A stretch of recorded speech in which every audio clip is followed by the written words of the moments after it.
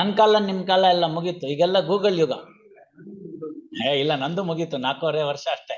The day gross ನಾನು ಎಷ್ಟು ದಿನ ಅಂತ ತಿಳ್ಕೊಂಡಿದ್ದೀನಿ. ಬರೇ ಕಾನೂನು, ಕೋರ್ಟು, ಕಚೇರಿ ಇಷ್ಟಕ್ಕೆ ನಿಲ್ಲಿಸ್ಕೊಂಡ್ಬಿಡ್ಬೇಕಾ, ಇಲ್ಲ ಇನ್ನೇನಾದ್ರು ಜೀವನದಲ್ಲಿ ಆಧ್ಯಾತ್ಮಿಕವಾಗೂ ಸ್ವಲ್ಪ ಮುಂದುವರಿಬೇಕಾ, ಜೀವನದ ಬರೇ ಸಾರ್ಥಕ ಬರೇ ಇಷ್ಟಕ್ಕೆ ನನ್ನ ಕುಟುಂಬ ಪೋಷಣೆಗೆ ನಿಂತೋಬೇಕಾ, ಎಲ್ಲ ನೋಡೋಣ. ಅದಾದ್ಮೇಲೆ ಆವಾಗ will take a call. Anyway, only one point is, ಸಣ್ಣ ಪ್ರಮಾಣದಲ್ಲಿ ಅದನ್ನ ಮಾಡ್ಕೊಂಡಿದ್ದೀನಿ, ಅದನ್ನ ಸ್ವಲ್ಪ ಮಾಡ್ಕೊಂಡು ಹೋಗ್ಬೇಕು. My son is in 4th year. So ಅವ್ನು ನಡ್ಸ್ಕೊಂಡು ಹೋಗ್ಲಿ, ಅವರೆಲ್ಲ ಮಾಡ್ಕೊಂಡು ಹೋಗ್ಲಿ, ನಾವೇ ಕೆಲಸ ಮಾಡಿದೀವಿ ಅಷ್ಟು ಸಾಕಾಗುತ್ತೆ. ನೀವೆಲ್ಲ ಇದಿರಲ್ಲ, ಅದಕ್ಕೆ ನಾವ್ ಯಾಕೆ ಯೋಚನೆ ಮಾಡೋದು? ಒಳ್ಳೆ ಚೆನ್ನಾಗಾಯ್ತಲ್ಲ. ನಾನು ಹೇಳ್ಬಿಟ್ಟಿದ್ದೀನಿ, ನಾನು ಒಂದೇ ಮಾತು ಹೇಳ್ಬಿಟ್ಟಿದ್ದೀನಿ, ನೋಡಪ್ಪ, ನನ್ ಕೆಳಗಡೆ ನೀನ್ ಕಲ್ತ್ಕೋತೀನಿ ಅಂದ್ರೆ I am a very tough master. So ನನ್ಗೂ ನಿನ್ಗೂ ಜಗಳ ಆಗುತ್ತೆ. Best thing is you go and join some other office, you will learn better ಅಂತ. ಅವೆಲ್ಲ ನಾನ್ ಕೇಳಿದೆ ಅಂದ್ರೆ ನಮ್ಮ ಅಪ್ಪನ ಹತ್ರ ನನ್ ಮಗ ನನ್ ಮಾತು ಕೇಳ್ತಾನೆ ಅಂತ ನಮಗ್ ನಂಬಿಕೆ ಇಲ್ಲ. ಹರ್ದಾಕ್ಬಿಟ್ರು, 5 ಸತಿ ಹರ್ದಾಕ್ಬಿಟ್ರು ರಿಟರ್ನ್ ಸ್ಟೇಟ್ಮೆಂಟ್. ನೀವ್ ಹೇಳಿದ್ರಲ್ಲ ಪ್ಲೀಡಿಂಗ್ಸ್ ಅಂತ, ಅದಕ್ಕೆ ನಾನು ಹೇಳ್ತಾ ಇದ್ದೀನಿ. 5 ಸತಿ ಹರ್ದಾಕ್ಬಿಟ್ರು ರಿಟರ್ನ್ ಸ್ಟೇಟ್ಮೆಂಟ್, ಪರ ಅಂತ. ನಾನು 5 ಸತಿ ಬರ್ಕೊಂಡು ಹೋದ್ರೆ 5 ಸತಿನೂ ಹರ್ದಾಕ್ಬಿಟ್ರು. ನನಗೆ ತುಂಬಾ ಬೇಜಾರಾಗೋಯ್ತು. ಕೋಪದಲ್ಲೇ ಒಂದ್ ಮಾತಂದೆ, ಆಯ್ತು ಇದ್ಯಾವ್ದು ಸರಿ ಇಲ್ವಲ್ಲ, ನೀವು ಅದೇನ್ ಸರಿಯಾಗಿದೆಯೋ ಹೇಳಿ ಬರ್ಕೊಡಿ ಹಿಂದೆ, ಹೇಳಿ ಹೆಂಗ್ ಮಾಡ್ಬೇಕು ಅಂತ. ಹಂಗ್ ಕೇಳು, ಹೇಳ್ಕೊಡ್ತೀನಿ ಅಂತೇಳಿ ಕೂಡ್ಸಿದ್ರು. 9:15 ಆಗೋಗ್ಬಿಟ್ಟಿದೆ, ಬಾಗ್ಲಾಕ್ಬಿಟ್ಟಿದ್ದೀವಿ ಆಫೀಸು ಕೆಳಗಡೆ. ನಮ್ಮಮ್ಮ ಕಾಯ್ತಾ ಇದ್ದಾರೆ, ಊಟ ಮಾಡಿ ಮಲಗ್ಬೇಕು. ಮಾರನೇ ದಿನದಿರುತ್ತಲ್ಲ, ಕೂತ್ಕೋ, ಬರ್ಕೋ ಟೈಪ್ ಮಾಡ್ಕೊಂಬ, ಇಲ್ಲ ಕೈಯಲ್ಲಿ ಬರೀ, 1 ಸೈಡ್ ಶೀಟ್ ತರಬೇಕು, ಕೂತ್ಕೋಬೇಕು, ಕ್ಲಿಪ್ ಹಾಕೋಬೇಕು. ಕೂತ್ಕೊಂಡ್ರು, ಬರೀ ಈಗ ಪ್ಯಾರಾ ಬೈ ಪ್ಯಾರಾ ತಕೋ, ಬರ್ಕೋ. ಎಲ್ಲ ಬರೆದ್ರು, ನೋಡು ಅಂದ್ರು. ಎಲ್ಲ ನೋಡಿದೆ. ನನ್ಗಿನ್ನೇನು ಅವತ್ತು ಆರ್ಗ್ಯುಮೆಂಟ್ ಮಾಡೋ ಮೂಡಲ್ಲಿ ಇರ್ಲಿಲ್ಲ ಅವ್ರ ಹತ್ರ.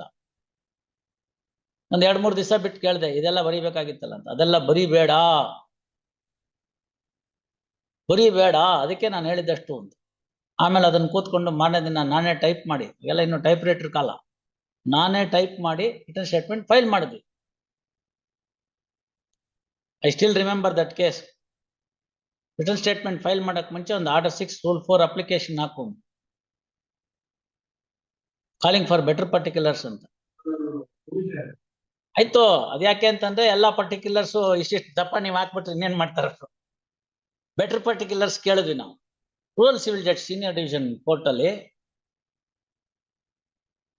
ಅಪ್ಲಿಕೇಶನ್ ಹಾಕಿ, ಇಫ್ ಮೈ ಮೆಮೊರಿ ಗೋಸ್ ಸದಾಶಿವಪ್ಪನವ್ರ ಆಫೀಸ್ ಅಂತ ಕಾಣುತ್ತೆ, ಕೃಷ್ಣಮೂರ್ತಿಗಳಿದ್ರು ಪ್ಲೇಂಟಿಫ್ ಲಾಯರ್ಗೆ. OS ನಂಬರ್ 33 of 1992 ಅಂತ, partition suit. KG Vishalakshi versus KG Jagannath ಅಂತ ಕೇಸ್ ಹೆಸರು. ಆಯ್ತು, ಎಲ್ಲ ಹಾಕಿದ್ವಿ. ಒಂದು ಆರ್ಡರ್ 6 Rule 4 ಫಾಲೋ ಮಾಡಿದ್ರು. After argument it was allowed. We got the particulars. ಅದ್ರ ಬೇಸಿಸ್ ಮೇಲೆ ರಿಟರ್ನ್ ಸ್ಟೇಟ್ಮೆಂಟ್ ತಯಾರು ಮಾಡ್ಬೇಕಾಗಿತ್ತು. ಏನ್ ಸಿಕ್ತು ಇದ್ರೊಳಗಡೆ ನೀನ್ ನೋಡಿ ಹೇಳು ಅಂದ್ರು. ಅವ್ರು ಕೇಳಿದ್ದೇನೋ ಪ್ರಶ್ನೆ, ಆ ಪ್ರಶ್ನೆ ಕೇಳೋದು ಒಂಥರ ಆರ್ಟ್ ಅದು. ಆ ಪ್ರಶ್ನೆ ನಾವು ಫಾರಂ ಮಾಡಿಕೊಟ್ಟಿದ್ವಿ, ಅದಕ್ಕೆ ಅವ್ರು ಉತ್ತರ ಕೊಟ್ಟಿದ್ರು. What did you achieve from this ಅಂದ್ರು. ಗೊತ್ತಾಗ್ಲಿಲ್ಲ ಅಂದೆ. ನಿಧಾನಕ್ಕೆ ಇನ್ನೊಂದ್ಸತಿ ಓದ್ಬಿಟ್ಟು ನಾಳೆ ಹೇಳು ಏನ್ ಅಚೀವ್ ಮಾಡಿದ್ವಿ ಅಂತ. ಆಮೇಲೆ ನಾನು ಎಲ್ಲ ಕೂತ್ಕೊಂಡು 4 ಸತಿ ಓದ್ದೆ. ಹಾಲಿಳಿಯದ ಗಂಟಲೋಳ್ ಕಡಬಂ ತುರುಕಿದಂತೆ ಅಂತ. ಕಡುಬು ರುಚಿಯಾಗಿರುತ್ತೆ, ಆದ್ರೆ ಚಿಕ್ಕ ಮಗು ಹಾಲೇ ಇಳಿತಿಲ್ಲ, ಅದಕ್ಕೆ ನೀವು ಕಡುಬು ತುರುಕ್ಬಿಟ್ರೆ ಶಿವಾಯ ನಮಃ. ಆಮೇಲೆ ಇನ್ನೂ ಒಂದ್ಸತಿ ಓದ್ದೆ. ಮಧ್ಯಾಹ್ನ ಅಲ್ಲಿ 1:15 ಗಾಡಿ ಹಾಕೊಂಡು ಕೂತಿದ್ವಿ, ವೆಂಕಟರಾಮಯ್ಯಂದು ಜೆರಾಕ್ಸ್ ಅಂಗಡಿ ಪಕ್ಕ ಮರದ ಕೆಳಗಡೆ. ಆಗ BK ಸೋಮಶೇಖರ್ ಬಹಳ ಮರ ನಡೆಸಿದ್ರಲ್ಲಿ, ಈಗ ಕಾರ್ ಪಾರ್ಕಿಂಗ್ ಇದೆಯಲ್ಲ ಅಲ್ಲಿ. ಗೊತ್ತಾಯ್ತು ಅಂದೆ. ಏನು ಅಂದ್ರು, we have become 50% owner of the property, suit schedule property ಇದೆ. ವಂಡರ್ಫುಲ್ ಅಂದ್ರು. ಹೋಗು ನಡಿ ಅಂತೇಳಿ ಅಲ್ಲಿ ಕಡಲೆ ಬೀಜ, ನಂದಿನಿ ಬರ್ಫಿ ಅವೆಡೆ ತಿಂತಿದ್ದು.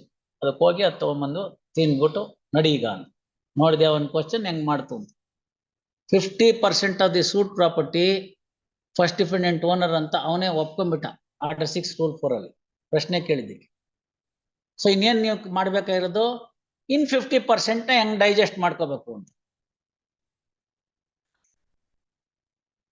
ಅದೊಂದು ವಾಲ್ಯೂಮ್ ಬರಿಬಹುದು, ಅದೊಂದು ಕೇಸಿನ ಇಟ್ಕೊಂಡ್ರೆ ವಾಲ್ಯೂಮ್ ಬರಿಬಹುದು.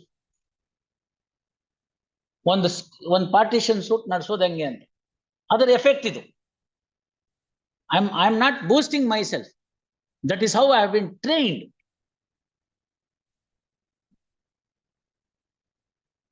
ಇಲ್ಲ ತುಂಬಾ ಚೆನ್ನಾಗಿರೋರು ಬರ್ತಾರೆ ಮೊಫಿಸಿಲ್ ನಲ್ಲಿ, ನೀವು ಹಂಗ ಅನ್ಕೋಬೇಡಿ. ತುಂಬಾ ಚೆನ್ನಾಗಿರೋ ಲಾಯರ್ಸ್ ಇದ್ದಾರೆ, ತುಂಬಾ ಚೆನ್ನಾಗಿರೋ ಲಾಯರ್ಸ್ ಇದ್ದಾರೆ ಮೊಫ್ಯೂಸಿಲ್ ನಲ್ಲಿ. ನಮ್ ಚಿಕ್ಕಬಳ್ಳಾಪುರದಲ್ಲಿದ್ರು, ಗೌರಿಬಿದನೂರಲ್ಲಿದ್ರು, ದೊಡ್ಡಬಳ್ಳಾಪುರದಲ್ಲಿದ್ರು, ರಾಮನಗರದಲ್ಲಿದ್ರು, ಬಹಳ ನೀಟಾಗಿ ಮಂಡ್ಯದಲ್ಲಿದ್ರು. ನಮ್ಮಷ್ಟು ಸೊಫಿಸ್ಟಿಕೇಶನ್ ಕೇಳ್ದಲ್ನೇ ಇರ್ಬೋದು. They new the first principles just like that. ನಮ್ಮ ಇವ್ರದ್ದು ಆಫೀಸ್ ಎಷ್ಟು ಮ್ಯಾಟರ್ಸ್ ಮಂಡ್ಯದ ಬರ್ತಾ ಇತ್ತು. ಅವ್ರ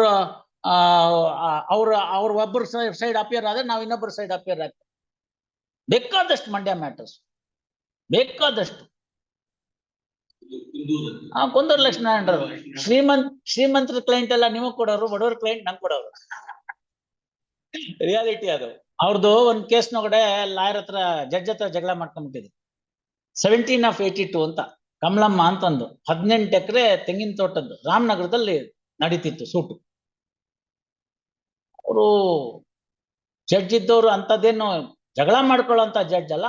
ಅವ್ರೇನ ಕೇಳಿದ್ರು, ಇವ್ರೇನ ಅಂದ್ಬಿಟ್ರು, ಅದು ಸ್ವಲ್ಪ ಮಾತುಕತೆ ಬೆಳೆದ್ಬಿಡ್ತು, ಅದೊಂಥರ ಆಗ್ಬಿಡ್ತು. ಅದ್ರಲ್ಲಿ ನನ್ನ ಎಂಗೇಜ್ ಮಾಡಿದ್ರು. ಓಕೆ, ನಾವಿಲ್ಲಿಂದ ಹೋದ್ರೆ ನಾವು ಹೋಗೋಷ್ಟೊತ್ತಿಗೆ ಅಡ್ಜಸ್ಟ್ಮೆಂಟ್ ತಗೊಂಡ್ಬಿಡೋರು. ಅದು ರಾಮನಗರ ಗುಡ್ಡದ ಮೇಲಿನ ಕೋರ್ಟ್ ಇತ್ತು. ನಾವು ಆ ಕಡೆ ಕಾರಲ್ಲಿ ಬಂತು ಅಂದ್ರೆ ಅಡ್ಜೆಂಟ್ ಮಾಡ್ಬಿಡೋರು.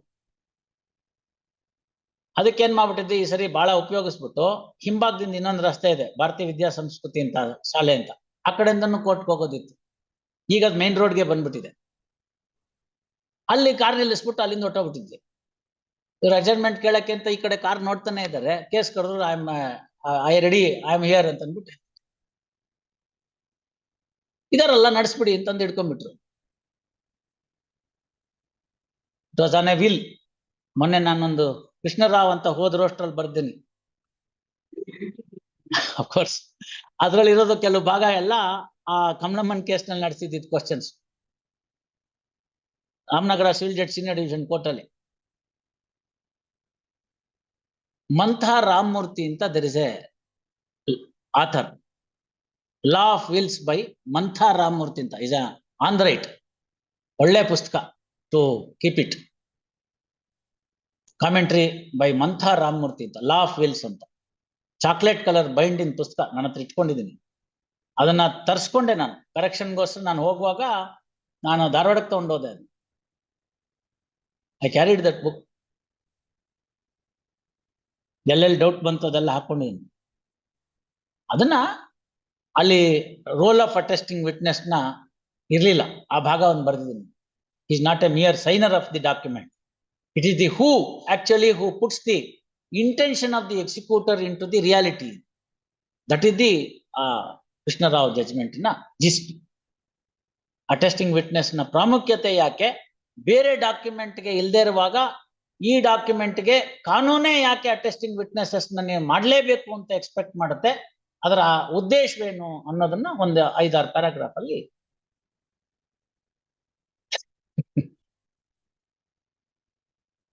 ಉಳಿಯೋದು ಯಾವ್ದು ಉಳಿಯುತ್ತೆ ಅಂದ್ರೆ ಅದೊಂದು ಉಳಿಯುತ್ತೆ ಅಂತದ್ದು ಯಾವ್ದಾದ್ರು ಒಂದೆರಡು, ಅದಲ್ಲೆಲ್ಲ ಕೇಳಿದ್ ಮಾಡಿ. All right, will continue tomorrow.